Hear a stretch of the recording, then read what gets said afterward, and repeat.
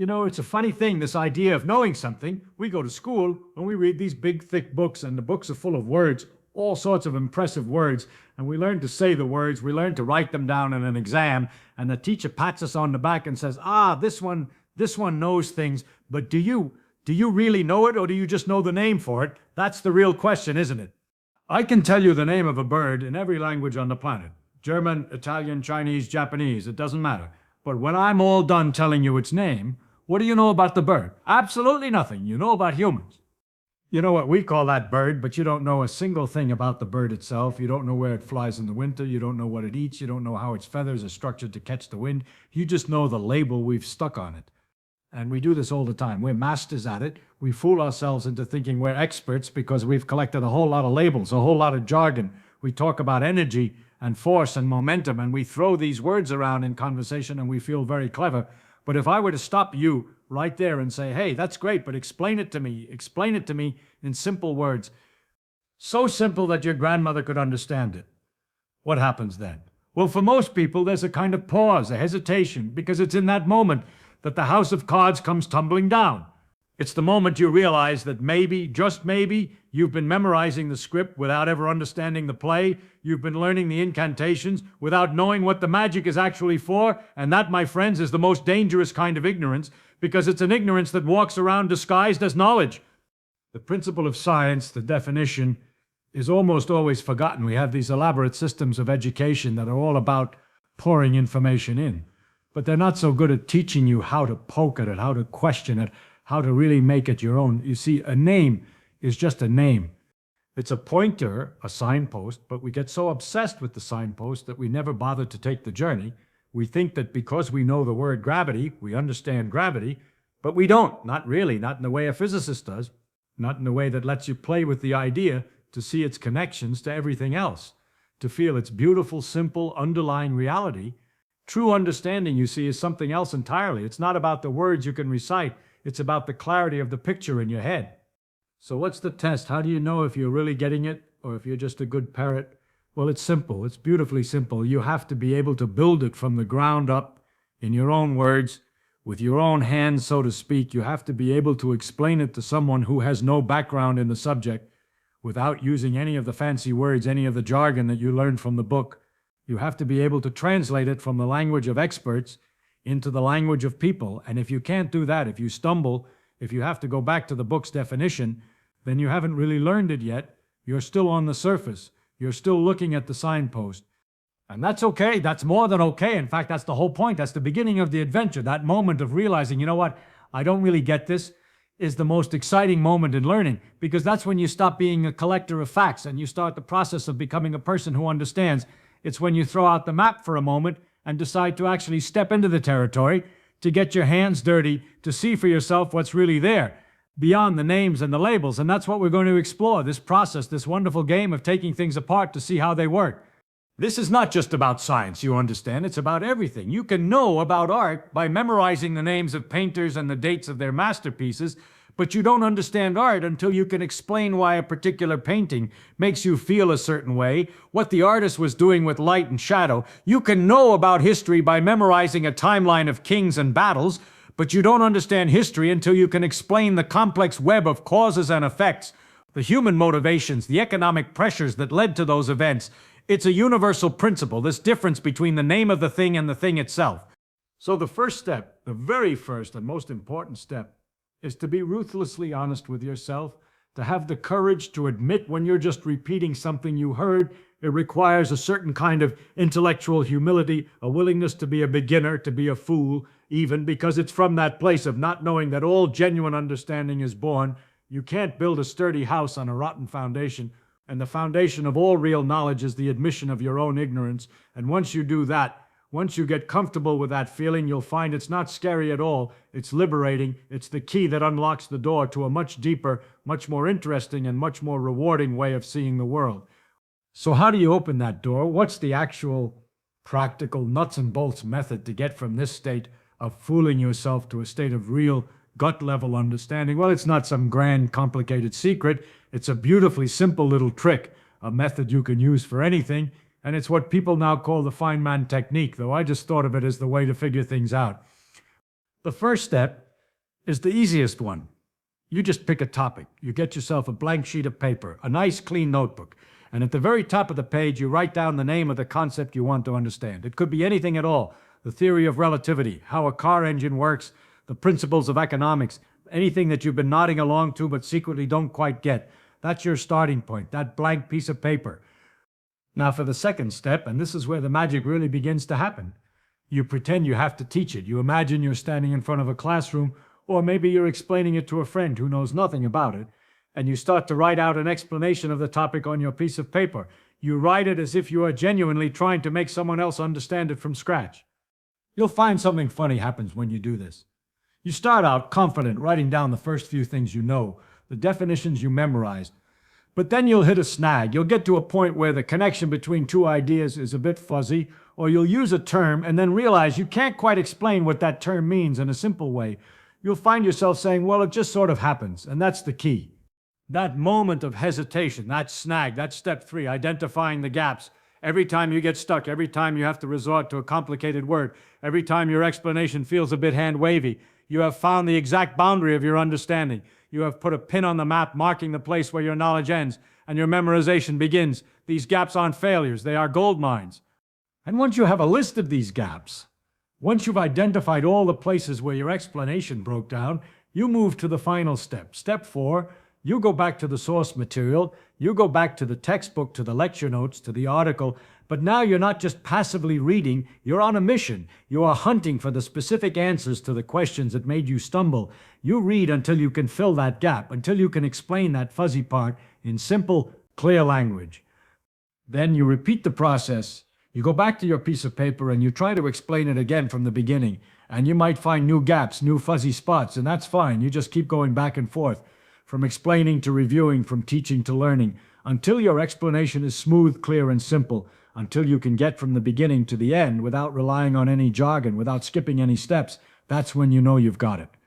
This whole thing, this 4-step process, it's a machine for converting that foggy, fragile, memorized information into solid, robust, genuine knowledge. It's an acid test that dissolves the pretense and leaves only the pure stuff behind. You're not just taking information in, you are actively wrestling with it. You're forcing it to make sense on your own terms. You're building your own understanding, not just borrowing someone else's. It sounds simple, and it is. It's almost deceptively simple. But its power lies in that simplicity. It forces you into an active role. It makes learning a creative process, not a passive one. You are no longer a sponge, you are a sculptor, chipping away at the block of information until the true form of the idea reveals itself to you. And because you're the one who did the chipping, you'll never forget the shape of it. You see the difference. It's a shift in your entire approach. Your relationship with information changes. You no longer see a textbook as a collection of facts to be downloaded into your brain. You see it as a conversation partner, a thing to be questioned, to be argued with, to be taken apart and reassembled until it makes sense to you. It puts you in the driver's seat of your own education. And that puts you right at the heart of the matter, the real central pillar of this whole way of thinking, which is the absolute, unquestionable power of simple language. You see, it's not just a trick to help you learn. It's the very standard by which you measure your learning. It's the gold standard, the final exam, and the diploma all rolled into one. We have this very funny idea in our culture that smart people use big words. We think that complexity is a sign of intelligence. We listen to some fellow in a tweed jacket go on and on with words like ontological and epistemological, and we nod our heads sagely and think, my, he must be very clever. But more often than not, that complexity is a kind of smokescreen. It's a way of hiding, either from others or from oneself. Jargon is a useful tool, don't get me wrong. For experts who are talking to other experts, it's a wonderful shorthand. It saves a lot of time, but it has a dark side. It can become a fortress, a walled city where knowledge is kept locked up, and only those who know the secret password can get in. It becomes a tool for exclusion, for making people feel stupid, and worse, it can become a crutch for the person using it, a way to convince themselves they understand something when they really just know the lingo. So when I say you have to be able to explain it to a child, I'm not being fanciful. It's a very serious proposal. A child has no patience for jargon. A child hasn't been taught to be impressed by big words. A child's brain is a pure, relentless Y machine. They don't have the intellectual baggage that we adults carry around. They haven't learned to pretend they understand something when they don't. If you tell a child that energy is the capacity to do work, they'll just stare at you, because what on earth does that mean? It's a circular definition, a string of words that doesn't paint a picture in the mind. But if you tell them that energy is like having a bunch of little invisible gremlins that can push and pull things and make them warm, well, now you're getting somewhere. You're telling a story. You're building a model. The model might not be perfectly accurate in a technical sense, but it captures the spirit of the idea. It gives the mind something to hold on to, something to play with. All of physics, all of science is about building these models, these analogies. We say an atom is like a tiny solar system. Is it really? No, not at all. But the analogy is useful. It gets us started. It allows us to visualize something we can't see, and that is the beginning of all understanding. I always remember talking about fire. You can say it's a process of rapid oxidation, and you'll get a good grade on a chemistry test, but you haven't explained a thing. You've just swapped one mystery, fire, for another, rapid oxidation. But what if you describe it differently? What if you talk about the stuff in the wood, the wiggly, jiggling atoms, getting so hot that they break their bonds with their partners and fly off into the air? And in the process of this violent divorce, they release a lot of light and heat. That's a story, that's a picture, that's an understanding. This process of simplification, of finding the right analogy, it does something remarkable to your own brain. It forces you to go to a deeper level. You can't just skim the surface. You have to dig down to the very bedrock of the concept, to the fundamental principle that holds it all together, because only from that deep place can you build a simple, sturdy explanation. It's the ultimate test of your own clarity. If the picture in your head is fuzzy, the words that come out of your mouth will be fuzzy. If the picture in your head is complicated and tangled, the explanation will be complicated and tangled. But if you have worked and wrestled with the idea until the picture in your head is bright and clear and simple, then the words that come out will be simple and clear too. The real masters in any field are the ones who make it look easy, the ones who can distill a lifetime of experience and knowledge into a few simple, elegant ideas. The goal of knowledge is not to make things more complex. It is to find the unifying simplicity that lies hidden beneath the surface of chaos, to see the one thing that explains the many. Think about it. In other areas, a great musician can explain the essence of a symphony. A great chef can explain the core principle of a dish. A great programmer can explain the logic of a complex piece of software. In every case, the mark of their mastery is not in their ability to overwhelm you with technical details, but in their ability to give you the simple, powerful, central idea. So don't be afraid of simplicity. Embrace it, demand it. If you're reading a book and the author is being unnecessarily complicated, you should be suspicious. Maybe they don't understand it well enough themselves to say it simply. If you're in a lecture and the professor is hiding behind jargon, challenge them. Ask them to explain it in a different way, to give you an analogy. And most importantly, demand it of yourself. When you write down your explanation on that piece of paper, be your own toughest critic. Hunt down every piece of jargon, every complex term, and ask yourself, can I say this more simply? Can I replace this fancy word with a plain one? Can I replace this abstract concept with a concrete example? Can I draw a picture instead of writing a formula? Be a relentless editor in the pursuit of clarity. Because when you do that, you're not just dumbing it down, you're sharpening it up. You are taking a blurry photograph and bringing it into sharp focus. And the beautiful thing is, once you see it clearly, you can't unsee it. That simple, powerful idea becomes a part of you, a new lens through which you can see the world. And that is what learning is all about. And that brings us to a really crucial point, a part of the process that most people try their best to avoid. You see, it's one thing to celebrate the beauty of a simple explanation, but it's another thing entirely to go through the messy, uncomfortable business of finding one, because on the road to that beautiful, clear idea, you are going to run headfirst into a very solid wall, the wall of your own ignorance. Now, our whole education system, our whole society kind of teaches us that not knowing something is a bad thing. It's a reason to be embarrassed. On a test, you get a big red X for the wrong answer. In a conversation, you quickly change the subject when you don't know what people are talking about. We learn to hide our ignorance, to cover it up with a confident nod or a vague, non-committal phrase. We become experts at pretending. But in this way of learning, in this game, that moment of not knowing, that feeling of being completely and utterly stuck, is the whole point of the exercise. It's the most valuable signal you can possibly get. It's a giant flashing neon arrow that points to exactly, precisely the thing you need to learn next. It's not a failure, it's a treasure map, and the X marks the spot. When you're writing out your explanation and you hit that snag, that's the moment of truth. The Feynman Technique is a beautifully designed machine for finding these moments. It's a probe that you send into your own mind to find the weak spots, the places where the foundation is made of sand instead of rock. And when you find one, you shouldn't feel bad. You should feel excited. You found it. You found the edge. All real discovery happens at the edge of what is known. All the interesting stuff is happening in the places that people don't understand yet.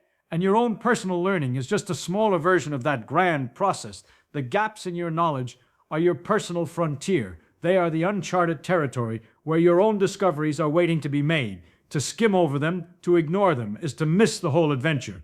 So you have to cultivate a new relationship with the phrase, I don't know. It's not an admission of weakness.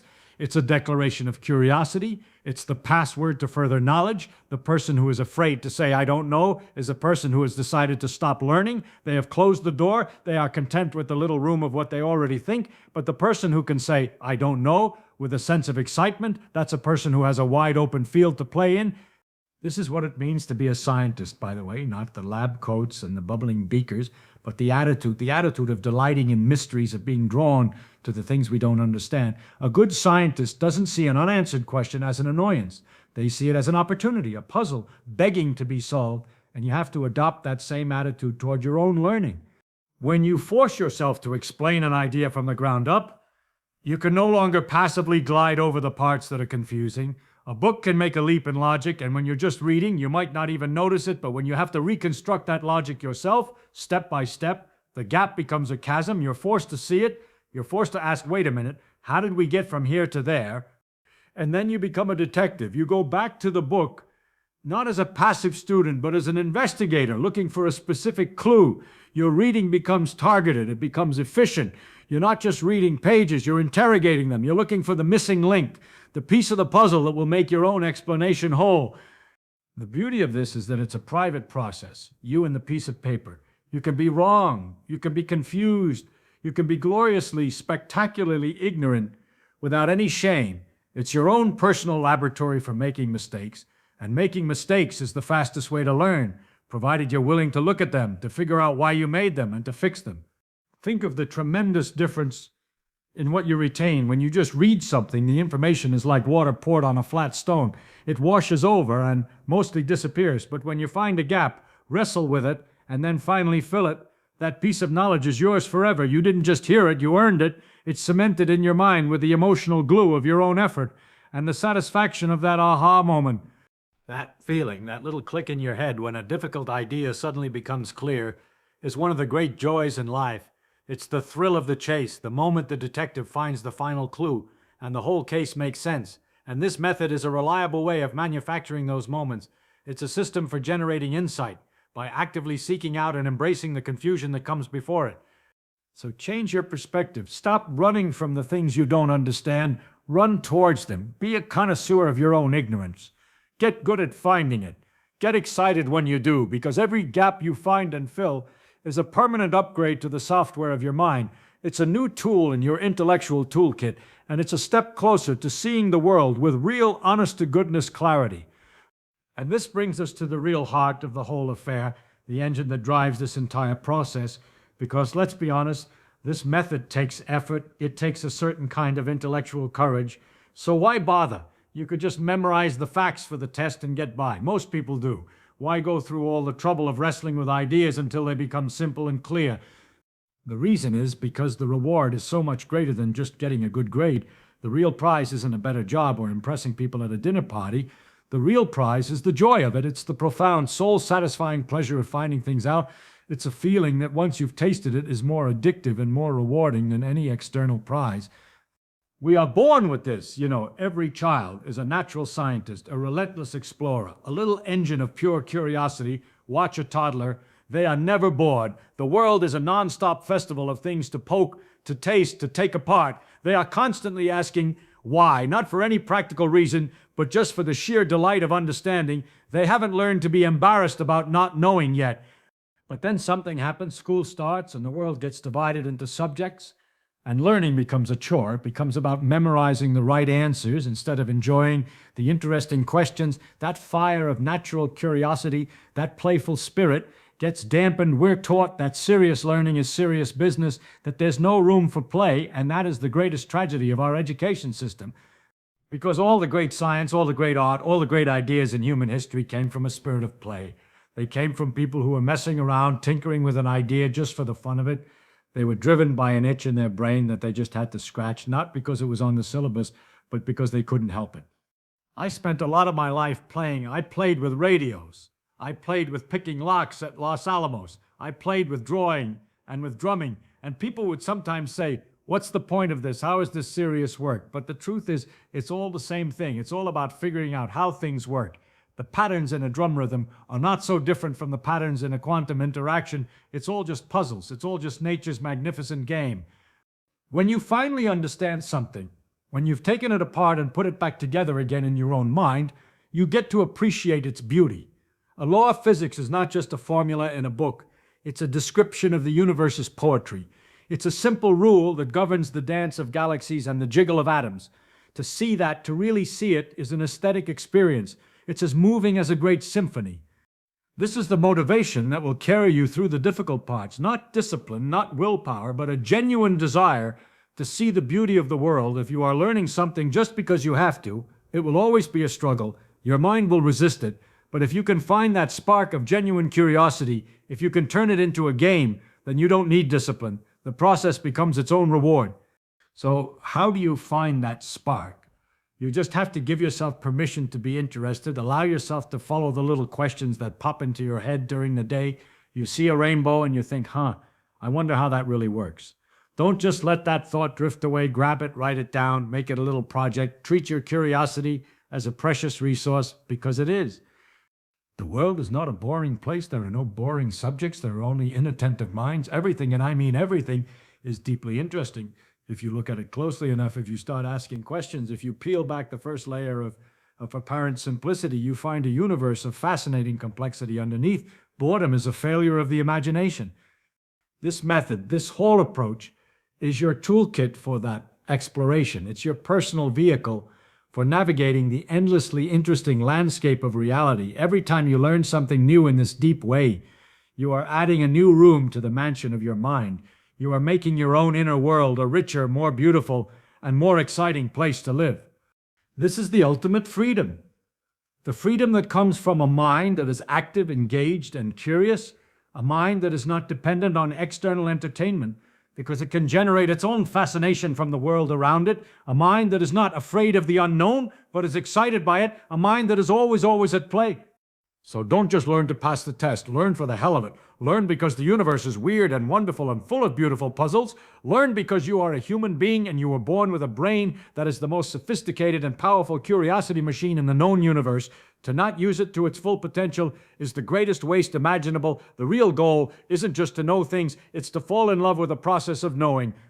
So you've decided to embrace this playful spirit. You've decided to hunt for your own ignorance and delight in the questions. But where does all this happen? What's the physical location for this wrestling match with ideas? It can't all just happen in your head. Your mind is a wonderful place for having ideas, but it's a terrible office for storing them. For this, you need a tool, and it's the simplest, most powerful, most technologically advanced piece of equipment ever invented. You need a piece of paper, or better yet, a notebook. A simple, cheap, spiral-bound notebook from the corner store will do just fine. This notebook is not a diary. It's not a record of your life. It is a laboratory for your thoughts. Now, we're all taught to take notes. In a certain way, you go to a lecture and you try to write down everything the professor says. You become a court stenographer, frantically transcribing information. But this is one of the most useless activities ever invented. You are not engaging the information. You are simply passing it from your ears to your hand with a brief, uncomprehending stop in your brain. This is not learning. The kind of notebook I'm talking about is the exact opposite of that. It is not a passive record. It is an active workspace. It is the place where you do the work of the Feynman Technique. You start a new page. You write the name of the concept at the top, and then you start the messy, wonderful, difficult business of trying to explain it in your own simple words. This notebook is a private place. It's a judgment-free zone. This is incredibly important because it's here that you have the freedom to be a complete idiot. It's here that you can ask the questions you would be too embarrassed to ask out loud. Questions like, wait, why is that number negative? Or I still don't really see how this connects to that other thing. These are the most important questions of all. The so-called dumb questions are often the most profound. They are the questions that challenge the basic assumptions that everyone else is taking for granted. And this notebook is the place for them. You must cherish your dumb questions. You must write them down in big, bold letters because they are the keys that will unlock the deepest levels of understanding. And don't just write words. Think with the pencil, draw little diagrams, make silly cartoons, connect ideas with big swooping arrows, scratch things out, make a mess. A tidy notebook is a sign of a mind that hasn't been working hard enough. Your notebook pages should look like a battlefield, the scene of a glorious struggle between you and the idea. The physical act of writing and drawing slows you down. It forces your brain to process the information in a different way. You can't write as fast as you can think. So you're forced to distill the idea into its essential components. The connection between your hand and your mind is a powerful one, and you should use it. This notebook is also a place to collect things if you read a sentence in a book that sparks an idea. Don't just underline it. Write it down in your notebook, and then write down the idea it sparked. If a question pops into your head while you're on a walk, write it down. The notebook becomes your external memory, an extension of your own curious brain.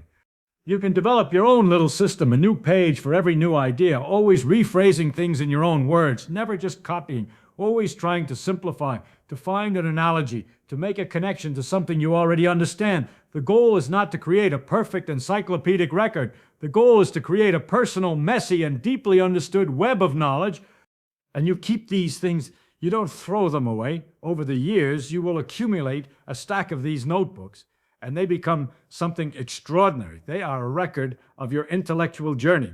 You can flip through a notebook from a year ago and see the very moment you finally understood a difficult concept. You can see the trail of your mistakes and the joy of your breakthroughs. It's a lifelong habit, not just a trick for studying. It's a way of being engaged with the world, a way of taking your own thoughts and questions seriously. It turns you from a passive consumer of information into an active participant in your own understanding. It is the most fundamental habit of a learning mind. So get yourself a notebook and start filling it. Don't wait for a big important subject. Start with something small, something you were curious about today, the weather, a song on the radio, anything. Write the name at the top of the page and begin the conversation. Begin the wonderful, frustrating, and ultimately joyous process of figuring it out for yourself.